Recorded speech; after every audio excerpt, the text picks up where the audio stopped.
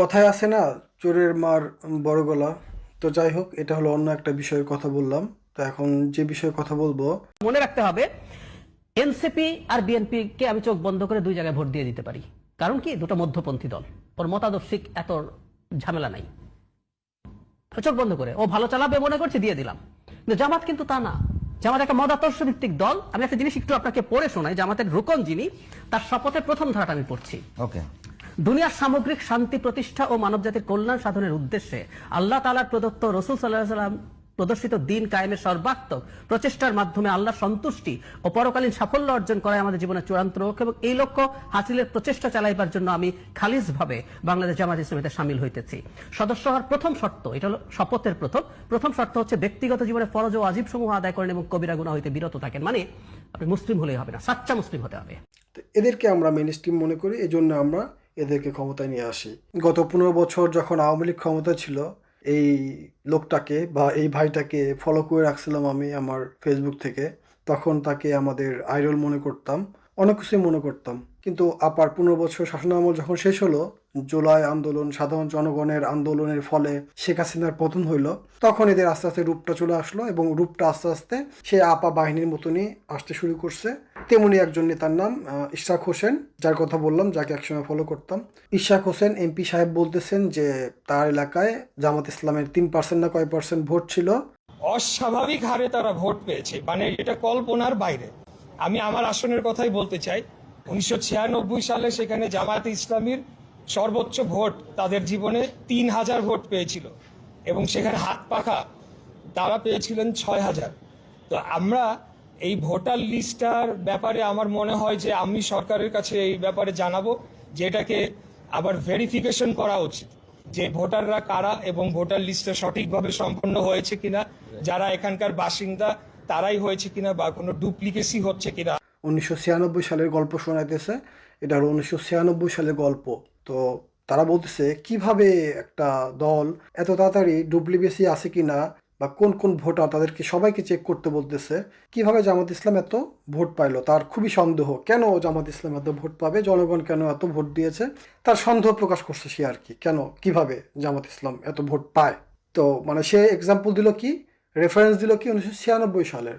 আপনি তো যে এক্সাম্পল বা যে রেফারেন্স দিয়েছেন 1996 সালের কাহিনী, তো আমি আপনাকে খুব রিসেন্ট একটা তথ্য দিই। আপনি খুব ভালোভাবে জানেন এটা, যে আপার সময় যে নির্বাচন হলো, তখন আপনারা 27টা আসন পাইলেন। তা আপনারা কিভাবে এবার 205টা না কতগুলো আসন পাই দিচ্ছেন আপনারা, যদিও এই আসনগুলা ঘোরায় ফেলা হয়েছে, জামাতের আসনগুলা বিএনপিকে দিয়ে দেওয়া হয়েছে বা এইভাবে সিস্টেম করা হয়েছে।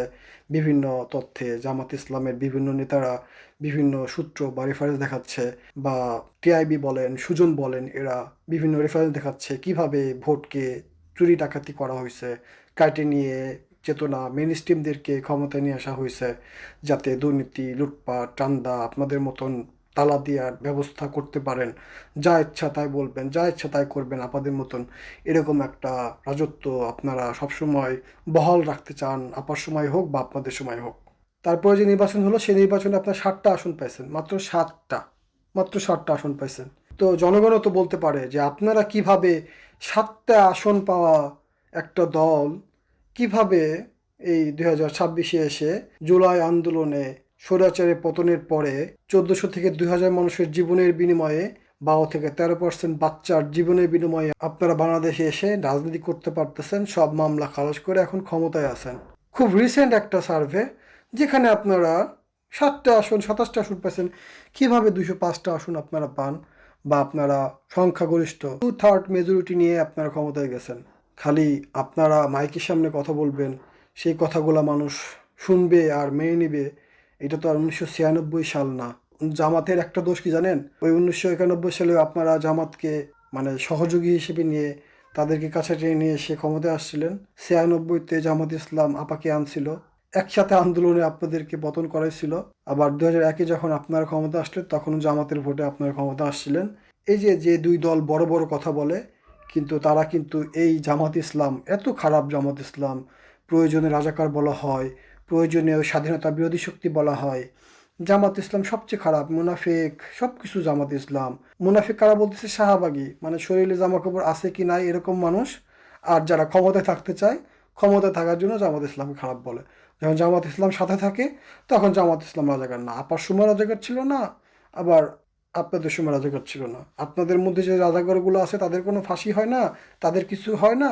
আবার ওই আপার সময় যে বিয়ে, নিজের মেয়েকে রাজাকারের সাথে বিয়ে দিছে, এতেও কোনো সমস্যা হয় না। রাজাকার একটা ট্যাগ, যে ট্যাগটা দিলে বাংলাদেশের চেতনা দেখায়, ক্ষমতায় থাকা যায় বা নিজের যে কোনো সাধ্য হাসিল করা যায় বলে এখনও জামাত ইসলামকে রাজাকার বলা হয়, শুধুমাত্র এই কারণে। জামাত ইসলামের রাজাকার যে আওয়ামী লীগ লিস্ট হয়েছিল 37 জন ছিল, আর আওয়ামী লীগের মধ্যে ছিল কত 8,000 না কত, আর আপনারা ছিলেন সেকেন্ড পজিশনে রাজাকারের তালিকার দিক দিয়ে। তো এই রাজাকারগুলোকে ঠিক করেন, নিজের রাজাকারগুলো মানুষ করেন, তারপরে আপনারা ওই যে জামাত ইসলামের রাজাকার বলবেন, এরকম মানে বড় বড় কথা বলবেন। এটা মানে এরকম না যে নিজের দলের নেতাকর্মীদের ধাক্কা দিয়ে সামনে এসে এরকম ভাব দেখানোর বিষয়টা না।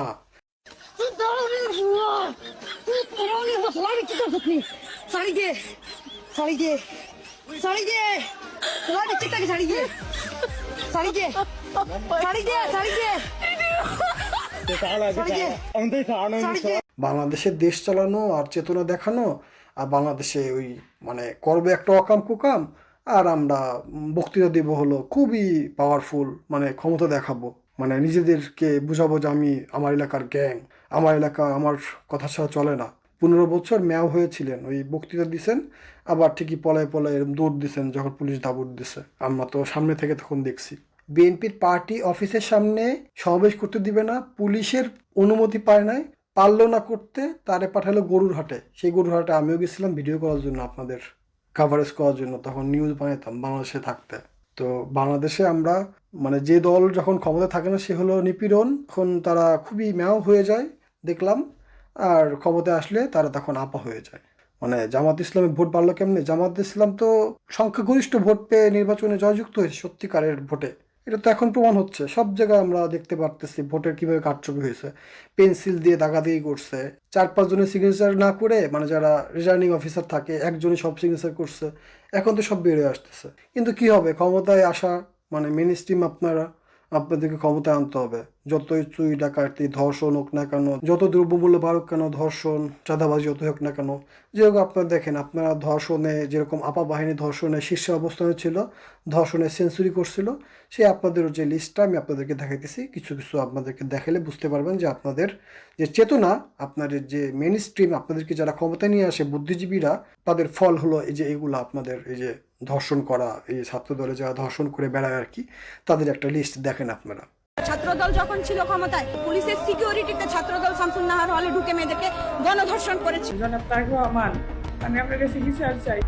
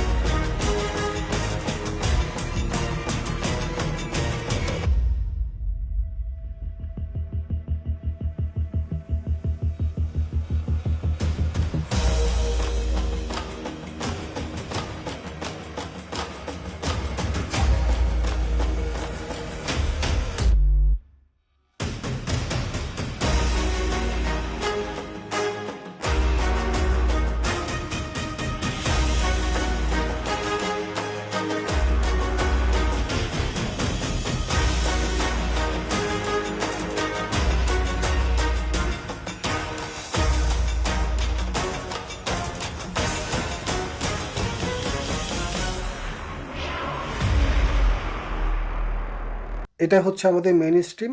মেইন স্ট্রিম বলতে আপনাকে সন্ত্রাস, চাঁদাবাজ, মানে ঘুষ, দুর্নীতি করতে হবে, বাংলাদেশে অরাজকতা সৃষ্টি করতে হবে, ধর্ষণে সেঞ্চুরি করতে হবে, সব কিছু করতে পারবেন যারা। ওই যে যারা ভিডিও বানাবে, মানে অশ্লীলতা করে বেড়াবে, আবার কুরবানিও দিবে গরু, এই টাইপের মানুষগুলা, ওই যে মিনার কাটমের রাজু আপনাদের দলে আসছে এখন, বলো মাথালা মানুষ যারা, বা বিরিয়ানি আলমের মতন হাফ প্যান্ট পরে কোরআন শরীফ নিয়ে কিছুদিন মানে একটু নাস্তিক নাস্তিক ভাব ধরছিল, পরে দেখলো কি না নাস্তিক হওয়া যাবে না, নাস্তিক মনে মনে থাকি, বাংলাদেশে যাইতে হবে, বিএনপি ক্ষমতায় আসতেছে, নেতারে বহুত পছন্দ পচাইছে, সেই নেতা দলের পক্ষে কথাবার্তা বলতেছে কিছু এই মধু খাওয়ার জন্য, 5 বছরের মধু খাবে, আবার যখন সময় হবে তখন কার্ড টার্ড নিয়ে আমেরিকার তো গ্রিন কার্ড বা নাগরিকত্ব আছেই চলে যাবে। আপা বাহিনী যেরকম হাজার হাজার কোটি টাকা হাজার করে নিয়ে গেছে না আপা বাহিনী, তো এরকম আপনারাও নিয়ে যাবেন, কিন্তু আপনারা হলো মুক্তিযুদ্ধ চেতনা আর মেইন স্ট্রিমের লোক। আর জামাত ইসলাম খারাপ, জামাত ইসলাম নামাজ পড়ে, রোজা রাখে, নির্বাচনের সময় আসলে শুধু পাঞ্জাবি পরে না, টুপি পরে না, সবসময় পরে। জামাত ইসলাম বাংলাদেশে আইনি শাসন প্রতিষ্ঠা করতে চাইছিল, জনগণের অধিকার প্রতিষ্ঠা করতে চাইছিল। জামাত ইসলাম প্রত্যেকটা নাগরিককে সমান অধিকার দিতে চেয়েছিল, তাদের যে নিডস, বেসিক নিডস 5টা অন্তত খাইয়ে পইরা লেখাপড়া কইরা যাতে ভালো মতো থাকতে পারে এই ব্যবস্থা করতে চাইছিল। এই জন্য জামাত ইসলাম মেইন স্ট্রিম না।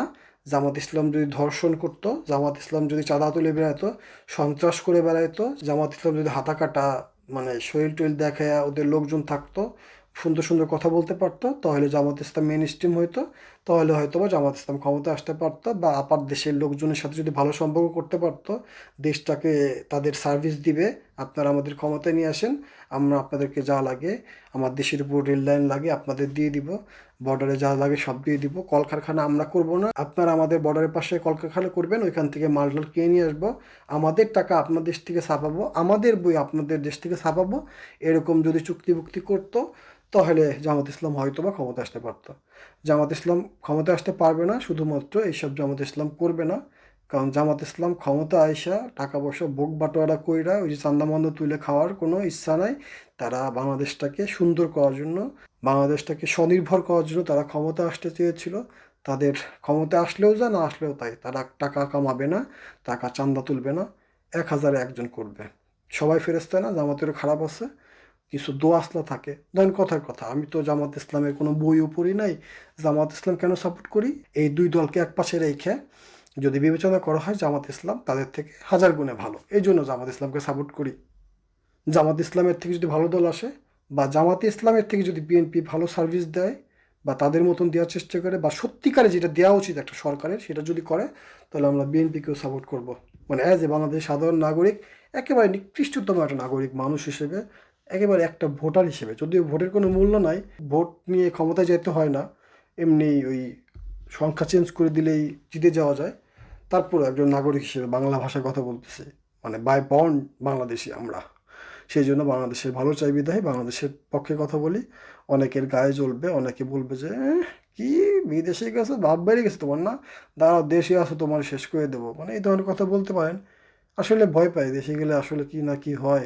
তারপরে বাংলাদেশের জন্য কথা বলি, 2016 সাল থেকে এই রাজনীতির নেতাদের কথা শুনতে শুনতে বাংলাদেশের রাজনীতি নিয়ে নিউজ ডকুমেন্টারি বানায় টানায় মানে এখন হাই নক্ষত্র। অন্তত 16 সাল থেকে এই পর্যন্ত সব নেতার কথাবার্তা শুই না, বোঝা হয়ে গেছে কে কোনটা করে বা করছে বা করবে, কে কত টাকা পাচার করতে পারে বা করবে না করবে না, কে কি করবে, মোটামুটি বাংলাদেশের রাজনীতি মানুষের কথাবার্তা শুনলে এখন বুঝি। মানে অতীত ইতিহাস খুব অতীত জানি না, ওসমান হাদির মতন তো অত ব্রেনই না, বা অত বই পড়ার সময় হয় না, কাজ কাম করে খাইতে হয়তো, বই খাতা পড়লে হয়তো বা বাংলাদেশের রাজনীতি গায়ে মানে ইতিহাস সম্পর্কে আরও ভালো মতন জানতে পারবো। কিন্তু এই বর্তমান ইতিহাস 15-16 সাল থেকে বাংলাদেশের ইতিহাস টুকটাক বেসিক্স যেগুলো সেগুলো আমরা জানি বিধায় বাংলাদেশে যা হইতেছে হয়ে আসতেছে ফলাফল জিরো। আপার মতনই হইতেছে বাংলাদেশে, শুধু শুধু আপা কষ্ট করে ভারতে একটা বাসার মধ্যে বসে আছে, কি দরকার ছিল তারা পাঠায় দিয়া? যদি বাংলাদেশটাকে আপার মতনই করতে চান আপনারা, তাহলে তো আর কোনো দরকার ছিল না। শুধু ক্ষমতার পরিবর্তন, চেহারার পরিবর্তন করে লাভ আছে? যাদেরকে হেড পজিশনে বসাইতেছেন তারা কি হেড পজিশনের যোগ্য?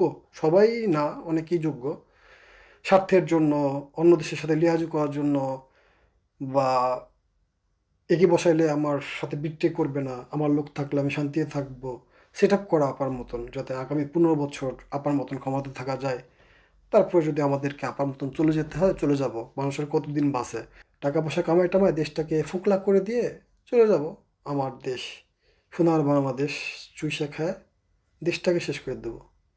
দেশটাকে আমরা মা ভাবি, কত চেতনাদায়ক গান আছে না বাংলাদেশ নিয়ে ভালোবাসার, আমরা খুব মনোরম পরিবেশে গান শুনি বা গান বলি বা চেতনা দেখি, আমার সোনার বাংলা, মানে এই যে শুনি না, তো এইগুলা শুনে আলটিমেটলি সত্যিকারে কি ভালোবাসছে বাংলাদেশকে? বাংলাদেশে ভালোবাসলে কি এইভাবে যে জায়গায় সে জায়গায় ময়লা ফেলানো, নোংরা পরিবেশ করা, সন্ত্রাস, টাকার জন্য মানুষকে মানে শেষ করে দেয়া, বিপক্ষে কথা বলে বিধে তাকে শেষ করে দেয়া, ওই চাঁদার জন্য মানুষকে করা হুমকি দেয়া, ওই সব ঠিক না করে নেতা যদি যতই নামাজ পড়ে কপালে দাগ পড়ুক না কেন, এতে কোনো লাভ আছে?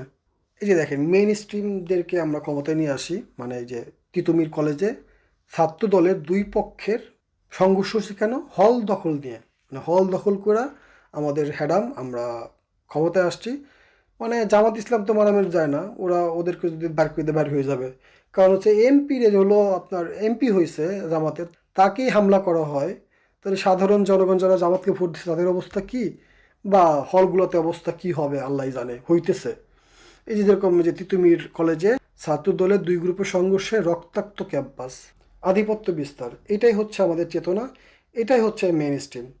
জামাত ইসলাম ক্ষমতায় আসলে বা শিবির যদি এখানে থাকতো ব্যবস্থাপনায়, তাহলে কিন্তু এখানে এটা হইতো না। তাদের মধ্যে জীবনেও কোনো দিন গণ্ডগোল দেখছেন আপনারা? জামাতের মধ্যে জামাতের, ছাত্র শিবির মধ্যে ছাত্র শিবির দেখেন নাই। এই জন্যে বাংলাদেশের জনগণ জামাত ইসলাম বা ছাত্র শিবিরকে অ্যাজ একটা সুশৃঙ্খল দল হিসেবে, সুশৃঙ্খল সংগঠন হিসেবে সাপোর্ট করে বাংলাদেশের মানুষ। বহুত দেখছে চেতনা বাংলাদেশের মানুষ, ওই চাপাবাদে কিচ্ছু দেখা নাই। এই জন্য বাংলাদেশের মানুষ এখন জামাত ইসলামকে পছন্দ করে। তারা এরকম উচ্ছৃঙ্খল না, এই যেরকম হামলা, নিজেদের মধ্যে মারামারি, রক্তাক্ত, মানুষকে মেরেও ফেলতে পারে, শেষ করে দিতে পারে এরা ক্ষমতার জন্য। তো এদেরকে আমরা মেইন স্ট্রিম মনে করি, এই জন্য আমরা এদেরকে ক্ষমতায় নিয়ে আসি। কারণ এই যে যে হামলা হইলে মামলা হবে, মামলা হইলে কামাই হবে ঠুলাদের, তারপরে নেতাদের পদ পজিশন পাবে, নেতা আসবে, টাকা খাবে, এবং ওখান থেকে এই যে সন্ত্রাস করতেছে এদেরকে বলবে যে, ঠিক আছে তুমি ওই এলাকা দেখবা, তুমি ওই এলাকা দেখবা, চান্দা ওইটা আমাকে দিবা। এই যে একটা মেইন স্ট্রিম বিষয়, এটা হচ্ছে আমাদের চেতনার বিষয়, মেইন স্ট্রিম। এই জন্য আমরা মেইন স্ট্রিমকে ক্ষমতা নিয়ে আসতে চাই। জামাত ইসলামকে মেইন স্ট্রিমে আনা যাবে না। ওই যে আপা বলছে না, এক উপদেষ্টা ছিল, ঠিক একই মেন্টালিটি প্রত্যেকটা থানার থেকে যারা বড় বড় আছে, যে সরকার থেকে পাঠানো হয়, এবং ওই যে যারা আছে সব এই একই মাথা। এরকম হবে, মারামারি, ধর্ষণ, সব কিছু হবে, টাকা কামায়। একজন যদি শেষ করে ফেলা হয়, ওইখানে যে আসামি তাকেও ধরবে, তার কাছ থেকে টাকা খাবে, আবার যে আসামি না আশপাশে দেখছে, মানে খেয়াল করছে, তাদেরকে দই নিয়ে যে 10 লাখ 5 লাখ কামাবে। এই ব্যবসা ছেড়ে কি আর জামাতকে ক্ষমতা আনা যায়? এই জন্য আমরা এই ব্যবসা করি, এই জন্য আমরা মেইন স্ট্রিমকে আমাদের ক্ষমতা রাখতে হবে। এটা হচ্ছে আমাদের মুক্তিযুদ্ধ চেতনার স্ট্রিম। তো এই যে নেতার মেয়ের সাথে যে এই যে উপস্থাপিকাগুলা মানে মিশতেছে ঘেসতেছে, আবার আরেকজন টকশো করে বেড়ায়, বক্তৃতা দেয় পক্ষে, তো এগুলা কি, এরা এরা হলো যে সার্ভিস দিবে। তো এর বিরুদ্ধে যে সাংবাদিকগুলো আছে, এই যে উপস্থাপক, এর নাকি কিন্তু একটা মাসের নাম এই দুইটা বিএনপির কি আছে? এই দুইটা বিএনপির বিএনপি নোট অফ ডিসেন্ট, এই দুইটাই পার্টিকুলারলি আছে কিনা আমি জানি না। বিএনপির আরো অনেকগুলো আছে, বিএনপিরও আছে, এই দুইটাতেই আছে। বিএনপিরও আছে। বিএনপি জামাত এখানে একমত না না, এই যে বিএনপি কথাটাই না এখন কেন আনলেন? না, কেন আনবো না? আমার কথা শেষ করতে দেন। এটা খুবই খারাপ, আমরা তো সপক্ষে, খুবই খারাপ কাজ করছেন আপনি। না না রনি ভাই, আমরা সপক্ষের No, কথা বলতে হবে। একদম আমার কথা শুনেন আপনি। না না, আমাদের তো বলতে হবে, আমাদের দায়িত্ব এটা। ন্যারেটিভ তৈরি করার এই সাংবাদিক সহ 4 জনকে ফোকাস করছে, কেন বিএনপির বিরুদ্ধে সত্য কথাগুলো প্রকাশ করতেছো, তোমরা কেন দালালি করতেছো না? যেখানে রাষ্ট্রপতি আমাদেরকে সম্মান করে 2 বা 3 বার সালাম দেয়, আমরা উত্তর দেই না। যেখানে জয় বাংলা জয় বঙ্গবন্ধু বলতো, সেখানে বাংলাদেশ জিন্দাবাদ বলে। তোমরা কেন চুনাপুটি হয়ে, একটা উপস্থাপক হয়ে, তোমরা কেন এই বিএনপির বিরুদ্ধে কথা বলবা? এর যে ধরে দেখেন না, এই যে এই ধরনের মানুষগুলা উপস্থাপককে ধমক দিচ্ছেন, আপনি কিন্তু বেশি বলতেছেন, আপনি বিএনপির কথা কেন বললেন? তো আজকে এই পর্যন্তই। আপনি ভালো থাকবেন। আল্লাহ হাফিজ, আসসালামু আলাইকুম। বাংলাদেশের মানুষ সত্যের পক্ষে আসি, বাংলাদেশটাকে ভালোবাসি, বাংলাদেশের জন্য আমাদের যা করা উচিত, যা করা দরকার সেটা করি। সন্ত্রাস চাঁদাবাজ দেখলে জনগণ সবাই একসাথে রুখে দাঁড়াবেন, যাতে এদেরকে চান্স দিবেন না। এদেরকে যদি চান্স দেওয়া হয়, এরাও কিন্তু আপা হয়ে যাবে। বাংলাদেশের সর্বকালের সর্বশ্রেষ্ঠ বীরদের মধ্যে একজন বীর শহীদ ওসমান হাদি হত্যার বিচার চাচ্ছি। বিচার খুব দ্রুত করতে হবে, এটা বাংলাদেশের মানুষের আকাঙ্ক্ষা। ইনকিলাব জিন্দাবাদ। আল্লাহ হাফেজ, আসসালামু আলাইকুম।